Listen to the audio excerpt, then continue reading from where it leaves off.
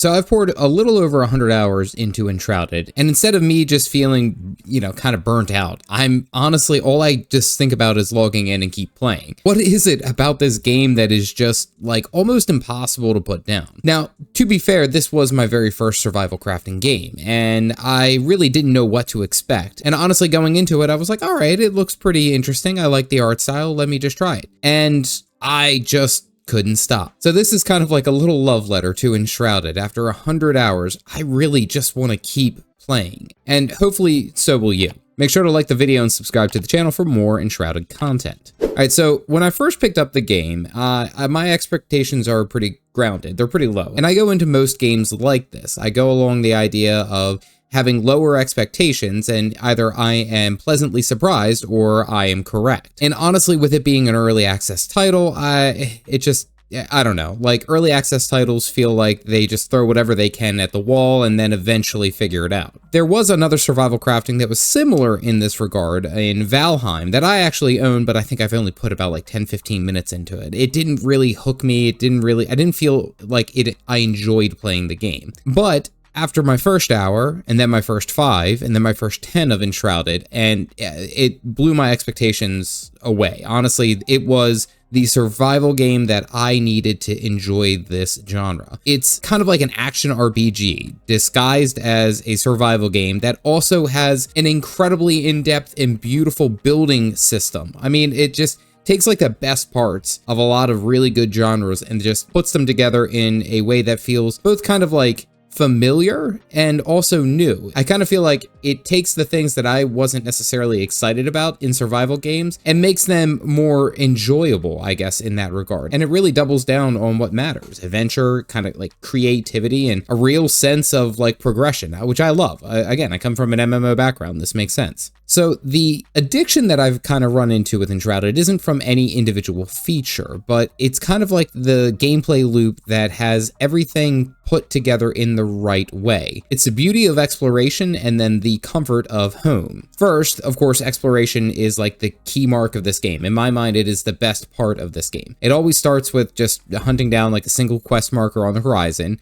and you go towards your goal. But honestly, the world of Enshrouded, Embervale, is kind of like designed to pull you off course. I don't know, like you'll just be going through, oh, hey, there's a random ruins. Let me go in there and, see what's down there. Oh, okay, cool. I found a really cool chest and killed a bunch of enemies. Or on your way out, you spot like a silhouette of a tower and you just can't resist. You got to go and take a look. And inside you find more than just loot. You find a hidden cellar with a piece of lore that explains a little bit more of the world's mystery, maybe a new weapon. It's like a detour.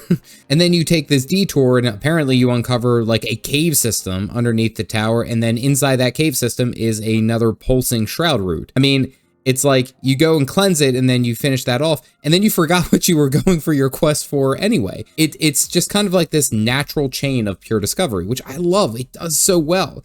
It isn't really about checking the boxes. It's a genuine experience about just going out there and exploring the open world. Then, of course, when your pack is gear, mine is always full, but you're absolutely full, you head home, and in your home instance is something that Enshrouded takes pretty seriously. The voxel-based building system is it's one of the best I've ever seen, and I love using it. I love building in this game, and it's a lot of fun. You aren't just snapping together all the pre-made walls, you can sculpt things to fit your idea of what they should look like. The ability to add or remove tiny blocks gives you incredible control. The idea is to build really unique creations. Honestly, the first 20 hours of this game, I spent just building a giant tower, and I put it on my main channel because I loved it so much. It was so much fun. And then like the other day, I lost a couple more hours just digging into the side of a cliff to make a house that was way up high. And it really didn't do much more to progress me in the game, but damn, it was fun. Your base isn't really just like a kind of container for all the crafting stations. It's kind of like a settlement, like a living settlement. You're living with the people that you have saved, and you're unlocking new recipes as you go. Enshrouded is a great balance between that like crazy exploration and holy crap, this is wild,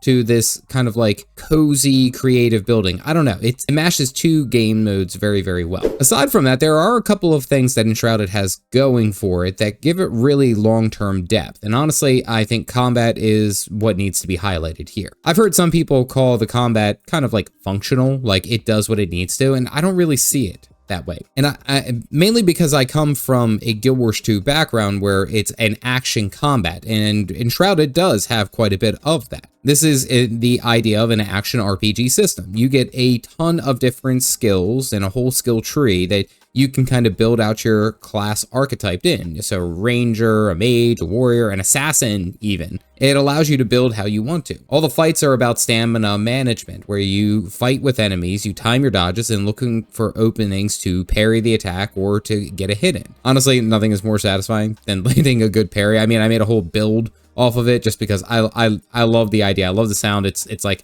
it feels good. And then you can follow up with like a merciless attack, which is a really cool intuitive system that builds off of skillful play. I love that. Honestly, I've always liked the sword and board here, and 100 hours later, I've tried the assassin build, I've tried a barbarian build, and now I've just kind of come back to the sword and board. The freedom of being able to mix and match skills with this combat system, it keeps it fresh. There's always some way that I can make the gameplay more interesting. And of course, this all happens under the constant threat of the Shroud. The Shroud being more than just your foggy hazard, it's like the game's, we'll say, the quote-unquote main villain of this game. In the early game, the fog is terrifying. And honestly, there was many times where I just got in there and I severely underestimated how quickly that timer ticks down. And I've died so many times because of it, but it adds a almost threat that your exploration does have a timer and that you do have to plan accordingly. And the system is genius. It's a genius way to guide your progression and give you kind of like almost like a tangible measure of your power, especially as you start leveling up your flame altar to be able to deal with more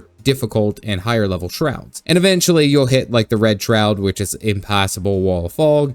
It requires a lot of upgrades to be able to survive. And it honestly makes it feel like there's a natural sense of progression, which again, the game does very, very well. And of course, with it being in early access, I would be sitting here saying that the game is absolutely perfect. After about 100 hours, you really start to see some cracks. I mean, while the world is beautiful, I love the handcrafted world, it is stagnant, meaning that every time that you create a new world, everything is in its own place. It's not a brand new discovery every single time. Essentially, every world is created identically. So eventually you will be exploring places that seem kind of similar. They seem very same. Now, the enemy variety is pretty solid, and it's always expanding, but it is kind of familiar after a while. I mean, like the scavengers basically hit the same way, and the mushroom monsters kind of do the same thing. The shroud enemies all do about the same moves, and once you learn their moves, they become significantly less of a threat. Now, the boss fights are often the highlights here. Some of the early ones feel a bit too simple, honestly, compared to some of the more complex ones later down the road, but these aren't really game-breaking issues. I wouldn't say that this is something that would turn you off, but it's something that we can look forward to seeing better improvement. Again, which, even though I have my negative connotation earlier for early access, I kind of feel like this is the direction that it needs to go. It needs to advance in this way. Yeah, so honestly, after 100 hours and building my mountain tower and going all throughout the Shroud, honestly, I love the idea of logging into Enshrouded. And that's because Enshrouded strikes a rare balance in my time. It respects my time, of course, that's a keynote for any video game that I play. But it reinvents some of the more tedious parts that I've seen and would have turned me off of survival genres. For example, the hunger and thirst mechanics. Honestly, I'm not about that. Like, that doesn't make me feel like satisfied as a gamer. And honestly, you can turn this off, or you could add it in. I love the idea that you could kind of change those mechanics. And for now, and what's even cooler is that even for now, the bases that you build are safe. They're kind of like safe havens, but it looks for the idea of adding base raids on special islands, adding a new challenge for you to look forward to. This lets the game focus on its strength, the thrill of adventure, and kind of like this creativity and your character's progression. And it marries it in such a great way.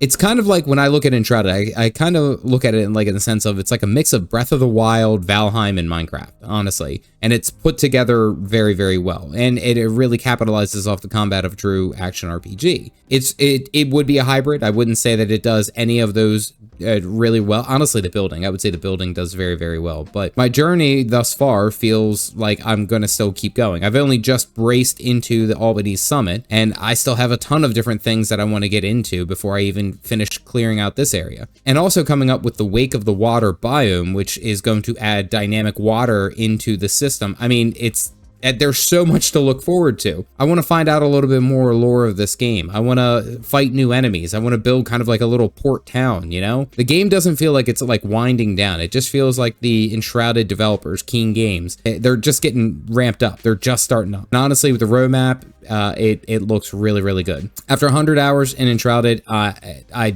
don't even feel near complete to the game. It feels like I can keep going for a very, very long time. For me, it really boils down to Enshrouded being one of those games where it's like, just one more moment, just like one more quest, one more exploration. Let me just, you know, tidy up this edge of my wall of the castle, you know, like just one more skill point. That's what keeps coming back. That's that stickiness that I really love. What is one thing about Enshrouded that has you completely hooked? What is something that you want to log into and keep messing with every time that you sign into Steam? Tell me down in the comment section below. If you are new to the game and you really want to get a good overview of what Enshrouded is, click this video here for the new player's guide in 2025. As always, stay caffeinated, folks.